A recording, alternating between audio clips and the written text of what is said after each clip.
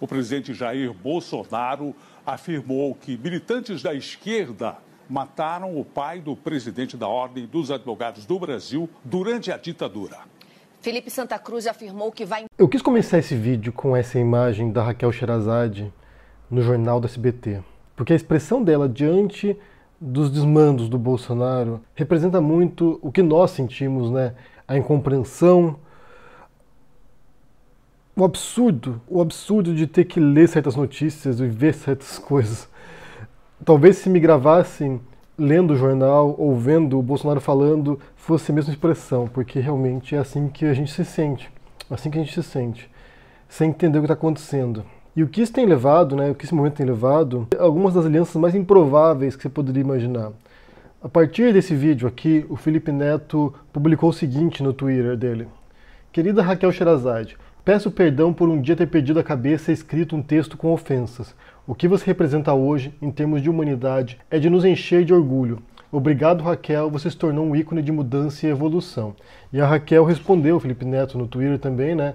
Obrigada, Felipe, estamos todos no mesmo barco, tentando fazer hoje melhor que ontem. Evoluir, seguir em frente, perdoar-se e perdoar é o imperativo aos que não se contentam com a pequenez ou a mediocridade. Abraços. O que você vê aqui, em grande parte, não é um confronto entre esquerda e direita. É um confronto entre civilização e barbárie. Se está havendo uma guerra nesse momento, é justamente entre princípios civilizatórios de respeito ao outro, de tolerância ao outro, de aceitação do outro, de vida em sociedade numa democracia e valores retrógrados, tribais, de divisão e de intolerância. É isso. Esse é o embate que há hoje. É isso que existe. Porque a extrema-direita brasileira, na figura do Bolsonaro, dos filhos do Bolsonaro e dos lacaios do Bolsonaro, eles pensam estar numa guerra cultural. Eles pensam que é um embate entre eles, os guardiões da cultura cristã ocidental, contra os comunistas, contra pessoas que querem destruir a família, querem destruir os valores cristãos, querem destruir a religião, querem destruir a civilização. Então eles se acham os bons, os justos, os cidadãos de bem que estão protegendo o mundo contra a imoralidade dos comunistas. Que nem sequer existem, na verdade, né? Ou se existem, são extremamente diminutos, né? São pequenos grupos partidários que não têm nenhum tipo de influência social e cultural no mundo. Já tiveram, mas depois da queda do Muro de Berlim, o sonho, botar entre aspas aqui, o sonho socialista no estilo soviético já não existe há muito tempo. Então esses comunistas contra os quais eles se erguem e pensam estar defendendo os valores deles, nem sequer existem. E nessa tentativa de combater esse inimigo imaginário, o que eles estão fazendo agora é um esforço para privar de direitos minorias, grupos opositores. Basta lembrar da frase do Bolsonaro: as minorias se curvam ou simplesmente desaparecem, se adequam ou simplesmente desaparecem. E essa é uma visão antidemocrática, essa é uma visão autoritária, essa é uma visão repressiva, porque não é assim que funcionam as democracias. Nas democracias, a maioria e as minorias convivem e, ao mesmo tempo, buscam o espaço de representação para que as suas pautas, para que as suas propostas sigam adiante. Uma democracia não implica na supressão ou no silenciamento de minorias, mas que todos os grupos tenham voz e possam, através do regime democrático, através da representação, se expressar. Você encontra esse tipo de supressão de minorias, de grupos opositores, em ditaduras, em sistemas repressivos, no qual você tem um discurso homogêneo, um discurso único, talvez um único partido às vezes, e o resto tem que se silenciar, o resto tem que se calar, senão é expulso, senão é perseguido, senão é eliminado. Então o embate aqui, como eu disse, é entre civilização, entre uma democracia e a barbárie, e a intolerância, e a supressão do diferente, e a perseguição do diferente. Então a postura da Sherazade, que desde muito tempo é associada à direita, é associada inclusive a um discurso bastante reacionário em um certo ponto da carreira dela, que parece ter mudado com o tempo, mas você pode identificar num ponto ali um discurso bastante reacionário, bastante próximo desse discurso conservador. O que você vê é a reação de uma pessoa, é a reação de uma mulher que simplesmente não pode tolerar a barbárie. Tem um texto muito bom que eu vou deixar para vocês aqui na descrição para que vocês possam ler, que se chama Educação após Auschwitz, do filósofo Theodor Adorno, no qual ele fala a importância de se educar um mundo pós-Auschwitz, para que aquilo ali, para que aquele evento, para que o que ocorreu nos anos 40 jamais se repita, jamais ocorra novamente. E o que ele fala, e isso aqui ele se remete ao Freud, no texto dele O Mal-Estar na Civilização, é que dentro de uma sociedade você tem profundas tensões. Você tem, por um lado, um processo civilizatório, disciplinador, de supressão dos impulsos, das pulsões humanas, e, por outro lado, você tem um esforço de violência destrutivo que nos leve à barbárie, que nos leve à violência. Essa tensão sempre vai existir numa sociedade humana. Esse conflito entre a disciplina, a ordem, o controle dos instintos e a violência, a transgressão. Isso é inevitável. E não é à toa que você vê ao longo da história da humanidade, em diferentes momentos, várias guerras, porque essas tensões estão sempre em conflito, estão sempre em choque. Então, basicamente, o grande desafio nosso, enquanto espécie humana e enquanto nação também, enquanto país, é aceitar o outro como ele é, aceitar o diferente.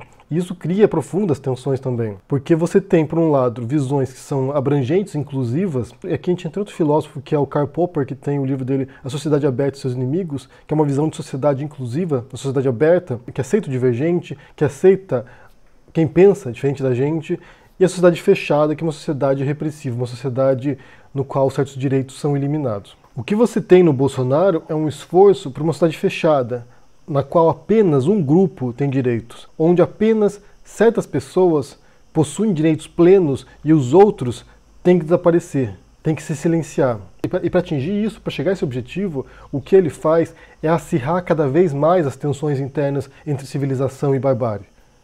É estimular cada vez mais os impulsos das pessoas, estimular a intolerância, para que um grupo se volte contra o outro. Eu quero que vocês façam um experimento da próxima vez que vocês ouvirem o Bolsonaro falando, ou o ministro da Educação falando, ou o Carlos Bolsonaro, o Eduardo Bolsonaro falando, qualquer um desse grupo ideológico do Bolsonaro, é você pegar as frases deles, aquilo que eles dizem, e toda vez que eles disserem comunistas, petralhas, petistas, esquerdistas, você trocar por judeus. Faça um experimento. Faça esses experimentos porque vocês vão entender exatamente o que eu estou falando. Na Alemanha, dos anos 30 e 40, você tinha um grupo, um alvo. Eles escolheram o alvo. Eles foram lá, pegaram um grupo minoritário na Alemanha e escolheram aquele alvo. Por uma série de razões, razões históricas, razões sociais, escolheram aquele alvo e foram atrás desse alvo. E no Brasil você tem agora outro alvo, que não são judeus. Mas o processo mental, psíquico e social de criminalização e de perseguição desse grupo é idêntico. É o mesmo processo. São as mesmas estratégias retóricas, são os mesmos processos em funcionamento. Você pode eleger qualquer grupo para ser o alvo do ódio e da intolerância, sobre o qual você pode depositar as culpas dos fracassos de uma nação. Você pode escolher qualquer grupo. Você pode ir lá pegar os muçulmanos, como ocorre na Europa também. Na Europa você tem vários países que elegeram os muçulmanos agora como a fonte de todos os males dos países. Nos Estados Unidos você tem outros grupos também, os mexicanos, os imigrantes, os negros. Então você pode escolher qualquer grupo. Basta que você tenha alguém no poder com uma retórica divisiva e intolerante, de supressão de direitos, de uma sociedade fechada, e daí você encontra, em meio aos grupos existentes, aquele que você quer criminalizar, aquele que você quer perseguir. Que canalize, que unifique o ódio em torno de um ideal comum, que é a extinção daquele grupo opositor. Então a luta, repito, não é entre esquerda e direita, mas entre civilização e barbárie. Você pode ser de direita e se horrorizar tanto quanto a Sherazade se horroriza nesse vídeo no começo. Você pode ser de direita e se horrorizar tanto quanto o Reinaldo Azevedo se horroriza na rádio ao apresentar as notícias desse governo. Você não precisa ser de esquerda para se horrorizar. Pelo contrário, você deve se horrorizar mesmo sendo de direita. Você tem uma frase que é atribuída erroneamente ao Thomas Jefferson que diz o seguinte: o preço da liberdade é a eterna vigilância. Na verdade, essa frase aqui possivelmente é de um ativista norte-americano, Wendell Phillips, que a eterna vigilância é o preço da liberdade, o poder está sempre roubando de muitos para poucos, mas é justamente isso, gente. Certas conquistas civilizatórias, certas conquistas das democracias, elas exigem constante vigilância, que nós frequentemente as defendamos.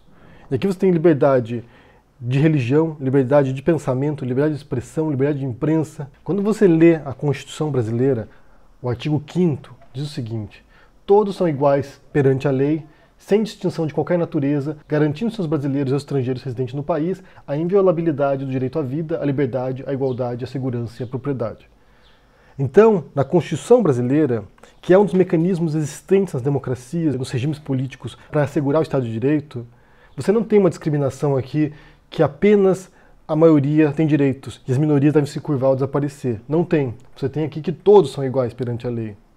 Sem distinção de classe, sem distinção de raça, sem distinção de gênero, sem distinção de religião. E uma característica própria das democracias também é que em sua própria Constituição, enquanto regime, ela estabelece pesos e contrapesos para controlar o autoritarismo.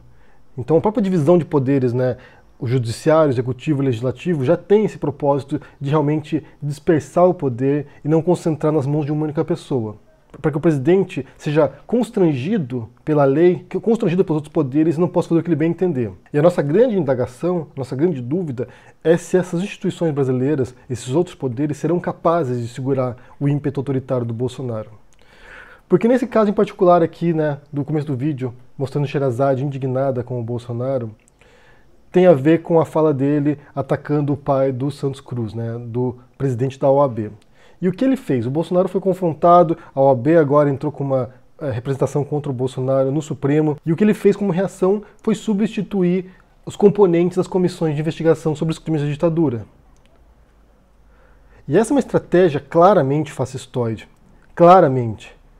Eu disse ontem que você não pode reescrever a história, mas há esforços de reescrever a história. Há esforços de alterar o passado, de alterar os dados. Então, se ele não gosta dos dados, o Bolsonaro vai lá fazer o quê? Não é aceitar os dados e tentar melhorar o país, não é aceitar os dados e tentar tomar medidas para melhorar as coisas, mas sim tentar ocultar ou apagar os dados ou alterar os dados. Isso está ocorrendo com o INPE agora também, na questão do desmatamento da Amazônia. O Bolsonaro não gosta dos dados, porque apresenta um aumento no desmatamento na Amazônia, ele vai lá agora e ele quer censurar esses dados do INPE. E no caso do passado, também no caso da história, em relação à ditadura, ele alterou agora os integrantes da comissão para que ele possa controlar a narrativa sobre o passado também. De mostrar que os militares não eram tão maus assim, de mostrar que os militares eram bonzinhos, eles estavam libertando o Brasil. Então essa estratégia fascistoide, anticivilizatória, barbárica, é justamente contra aquilo que nós nos mobilizamos. E isso deve ser além de esquerda e de direita. Isso deve ser além da sua posição ideológica política. Deve ser um esforço de preservar os fatos como eles são e de preservar valores inclusivos de tolerância aos outros. E esse é um ponto que certos grupos da esquerda ainda não perceberam, não se deram conta. Porque você vê grupos de esquerda se digladiando na internet, né, se digladiando na vida real também, se confrontando por questões programáticas que são superficiais, quando na verdade você tem um governante que representa todos os valores contrários à própria tolerância entre os diferentes. O confronto agora deveria ser contra isso, contra esses valores antidemocráticos, contra esses valores barbáricos. É a barbárie diante da gente. E como diz o Adorno no artigo dele, A Educação após Auschwitz, a gente não pode permitir que o passado seja esquecido. Que aquilo que foi cometido em nome do nacionalismo seja esquecido. Porque o único modo que a gente possui para evitar que certas histórias se repitam é conhecer o passado, é saber aquilo que aconteceu e como aconteceu. E quando você vê os mesmos mecanismos, os mesmos motores em atuação, com processos muito semelhantes, isso é extremamente preocupante, porque você vê a histeria coletiva, como uma enorme parcela da população está completamente fanatizada e seguindo contente, cantando rumo ao abatedouro. O gado. Eu quero saber o que vocês pensam sobre esse vídeo no começo aí da Raquel Sherazade, né? E essa aproximação entre ideais tão diferentes em prol da defesa da civilização, no fundo. É isso. É um confronto entre civilização e barbárie. Eu quero saber o que vocês pensam sobre isso. Deixa aqui no comentário aqui embaixo, deixa o joinha, assina o canal, ajude no Apoia. Confira meu vídeo ontem na Carta Capital também, que fala sobre a liberdade de imprensa, que é crucial numa democracia. Então confiram lá e a gente se vê por aí. Abraço e até mais. Tchau!